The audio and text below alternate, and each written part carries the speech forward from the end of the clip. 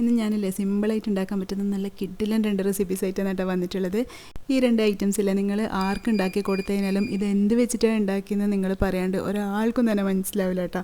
അത് ഞാൻ ഗ്യാരണ്ടിയാണ്. അപ്പോൾ വീഡിയോ കംപ്ലീറ്റ് ആയിട്ട് കണ്ടു നോക്ക്. ഇഷ്ടമാണെന്നുണ്ടെങ്കിൽ ലൈക്ക് ചെയ്യാനും ഷെയർ ചെയ്യാനും കമൻറ്റ് ചെയ്യാനൊന്നും മറക്കല്ലേ. അപ്പോൾ നമ്മളിത് ഉണ്ടാക്കാൻ പോകുന്നത് ഈ ഒരു പച്ച പപ്പായ വെച്ചിട്ടാണ് കേട്ടോ. അത് നല്ലപോലെ തൊടിയൊക്കെ കളഞ്ഞ് വൃത്തിയാക്കി വെക്കുക. ഇത് ഇനി നമുക്ക് കുറച്ച് ചെറിയ പീസാക്കിയിട്ട് കട്ട് ചെയ്തിട്ട് എടുക്കാം. പീസാക്കണമെന്നില്ല, ഇത് നമുക്ക് ഗ്രേറ്റ് ചെയ്തിട്ട് എടുക്കേണ്ടതാണ്. അപ്പോൾ നിങ്ങൾക്ക് ഗ്രേറ്റ് ചെയ്യാൻ എങ്ങനെയാണോ സൗകര്യം അതിനനുസരിച്ചിട്ട് എടുക്കാം കേട്ടോ. അപ്പോൾ ഞാനിവിടെ ചെറിയ ചെറിയ പീസാക്കുന്നുണ്ട്, കാരണം എന്നാൽ ഓരോ പീസ് എടുത്തിട്ട് പെട്ടെന്ന് തന്നെ ഗ്രേറ്റ് ചെയ്തെടുക്കാമല്ലോ അങ്ങനെ. അപ്പോൾ നിങ്ങൾ ഈ കളർ കണ്ടിട്ട് പഴുത്തതാണെന്നൊന്നും വിചാരിക്കേണ്ട, പച്ചയാണ്. പക്ഷെ കുറച്ച് മൂപ്പുണ്ട്, പക്ഷെ അങ്ങനെ മധുരമൊന്നും ഇല്ല കേട്ടോ.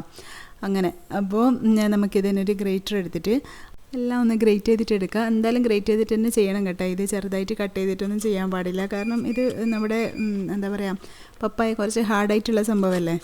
അപ്പോൾ നമ്മൾ എന്താ ഉണ്ടാക്കുന്നതെന്ന് പറഞ്ഞിട്ടില്ലല്ലോ. നല്ല അടിപൊളി പപ്പായ വെച്ചിട്ടുള്ള ഒരു ഹൽവയാണ് കേട്ടോ. നമ്മൾ ക്യാരറ്റ് ഹൽവയൊക്കെ ഉണ്ടാക്കുന്നില്ലേ, അതുപോലെ തന്നെ ഉണ്ടാക്കാൻ പറ്റുന്ന ഒരു ഐറ്റമാണ്. ഭയങ്കര ടേസ്റ്റാണ്, ആർക്കും തന്നെ മനസ്സിലാവില്ല കേട്ടോ ഇത് പപ്പായ വെച്ചിട്ടാണ് ചെയ്യുന്നതെന്നുള്ളത്.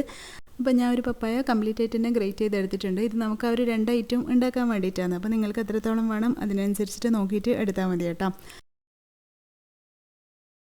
ഇനി നമുക്ക് ഈ ഒരു ഹൽവ റെഡിയാക്കാൻ വേണ്ടിയിട്ട് ഒരു പാന് അടുപ്പിലോട്ട് വെച്ച് കൊടുക്കുക. ഇതിലോട്ട് ഞാൻ 2 ടേബിൾ സ്പൂൺ നിറച്ച് തന്നെ ഗീ ഒഴിച്ച് കൊടുക്കുന്നുണ്ട്, പശു നെയ്യ്. ഇനി ഇതിലോട്ട് നമുക്ക് ചേർത്ത് കൊടുക്കേണ്ടത് നട്ട്സാണ്. അപ്പോൾ കുറച്ച് ഉണക്കമുന്തിരിയില്ലേ അത് ചേർത്ത് കൊടുക്കുക, പിന്നെ കുറച്ച് കാഷ്യൂ നട്ട്സ് ചേർത്ത് കൊടുക്കുക, അണ്ടിപ്പരിപ്പ്. ഇതെല്ലാം കൂടി നല്ലപോലെ ഈ ഒരു നെയ്യിൽ വറുത്തിട്ട് എടുക്കുക. ഈ നട്ട്സൊക്കെ ഒന്ന് മൂത്ത് വരുമ്പം ഇതിലോട്ട് നമ്മൾ നേരത്തെ ഗ്രേറ്റ് ചെയ്ത് വെച്ചിട്ടുണ്ടായിട്ടില്ലേ പപ്പായ, അത് ഇതിലോട്ട് ചേർത്ത് കൊടുക്കുക. ഞാൻ പറഞ്ഞല്ലോ നിങ്ങൾ കളർ കണ്ടിട്ട് പഴുത്തതാണെന്ന് വിചാരിക്കേണ്ട, നല്ല പച്ച തന്നെയാണ് കേട്ടോ. അപ്പോൾ പച്ച പപ്പായനെ ഉണ്ടെങ്കിൽ ചേർത്ത് കൊടുത്താൽ മതി.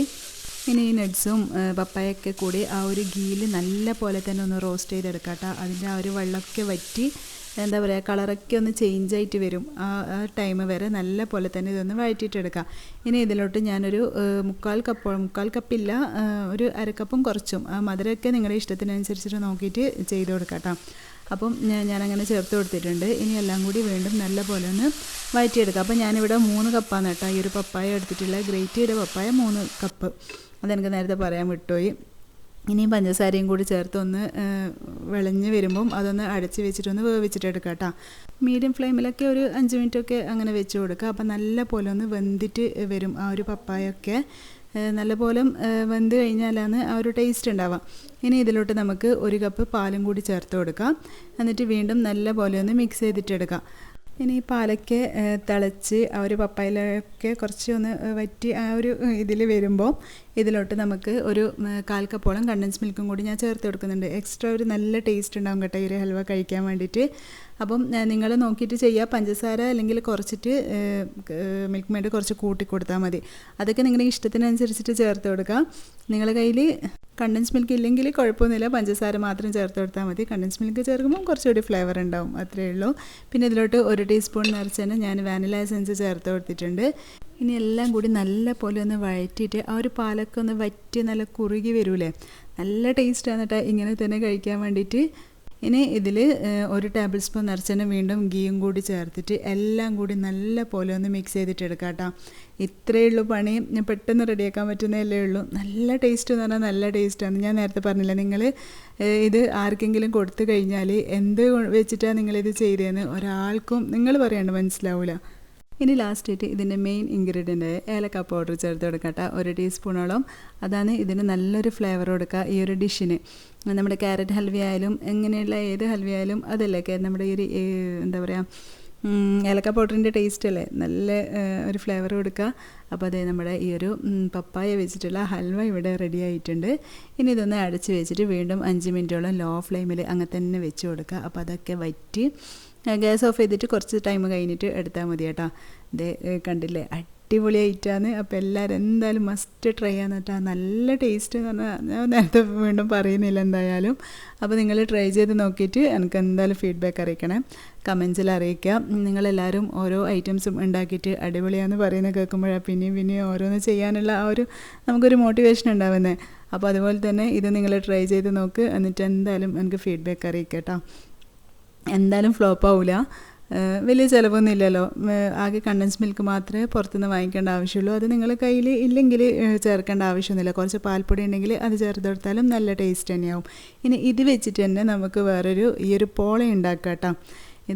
ഇത് നമ്മൾ ഈ ഒരു ഹൽവ റെഡിയാക്കി കഴിഞ്ഞാൽ ഈ ഒരു പോള പെട്ടെന്ന് തന്നെ റെഡിയാക്കാൻ വേണ്ടി പറ്റും. അത് ഞാൻ എങ്ങനെയാണെന്ന് കാണിച്ചു തരാം. അതിന് വേണ്ടിയിട്ട് 6 മുട്ട എടുക്കുക. ഇതിലോട്ട് ഞാനൊരു 3 ടേബിൾ സ്പൂൺ മാത്രം പഞ്ചസാര ചേർത്ത് കൊടുക്കുന്നുള്ളൂ കേട്ടോ. ആ ഒരു മുട്ടയ്ക്ക് വേണ്ടി മാത്രം. കാരണം നമ്മൾ റെഡിയാക്കി വെച്ച ആ ഒരു ഹൽവയിൽ നല്ല മധുരം ഉണ്ടല്ലോ, അതുകൊണ്ട് നമുക്ക് നോക്കിയിട്ട് പിന്നെ ചേർത്ത് കൊടുത്താൽ മതി. അപ്പോൾ 3 ടേബിൾ സ്പൂൺ പഞ്ചസാര ചേർത്തിട്ട് നല്ല പോലെ ഒന്ന് ബീറ്റ് ചെയ്തിട്ടെടുക്കുക. ഇതിലോട്ട് ഒരു 1/4 കപ്പ് പാലും കൂടി ചേർത്ത് കൊടുത്തിട്ട് വീണ്ടും ഒന്ന് മിക്സ് ചെയ്തിട്ടെടുക്കുക. മിക്സിയിൽ ഇട്ടിട്ട് അടിക്കൊന്നും വേണ്ട കേട്ടോ. ജസ്റ്റ് ഇങ്ങനെ ഒരു വിസ്കോ എന്തെങ്കിലും വെച്ചിട്ട് തന്നെ ബീറ്റ് ചെയ്തെടുത്താൽ മതി. ഇനി ഇതിലോട്ട് ഞാൻ കുറച്ച് ഹൽവ മാറ്റി വെച്ചിട്ട് അതിൽ നിന്ന് ബാക്കി ഞാൻ നേരത്തെ പറഞ്ഞില്ല, അതുകൊണ്ടാണ് ഞാനൊരു പപ്പായ കംപ്ലീറ്റ് ആയിട്ട് തന്നെ എടുത്തത്, ഈ ഒരു 2 ഐറ്റം കൂടി ഉണ്ടാക്കാൻ വേണ്ടിയിട്ട്. അപ്പം കുറച്ച് ഹൽവയായിട്ട് കഴിക്കാൻ വേണ്ടിയിട്ട് മാറ്റി വെച്ചിട്ടുണ്ട്. അതിൻ്റെ പകുതി ഒരു 4 ടേബിൾ സ്പൂണോളം ഇതിലോട്ട് ചേർത്ത് കൊടുക്കുന്നുണ്ട്. ഈ ഒരു 6 മുട്ടക്ക് അത് ധാരാളമാണ് കേട്ടോ, നല്ല ടേസ്റ്റാണ്. അപ്പോൾ നമ്മൾ ഇതിൽ തന്നെ ഈ ഒരു ഹൽവയിൽ നമ്മൾ ഏലക്ക പൗഡറും മിൽക്ക് മെയ്ഡും ഒക്കെയുള്ള ഒരു ടേസ്റ്റ് ഉണ്ടല്ലോ. ഇനി ഇതൊക്കെ ചെയ്തിട്ട് ഇതൊക്കെ മിക്സ് ചെയ്ത് കഴിഞ്ഞിട്ട് നിങ്ങൾക്ക് മധുരം വേണോ അല്ലെങ്കിൽ ഏലക്ക പൗഡറിൻ്റെ ടേസ്റ്റ് വേണോ എന്നൊക്കെ നോക്കിയിട്ട് ചേർത്ത് കൊടുക്കുക.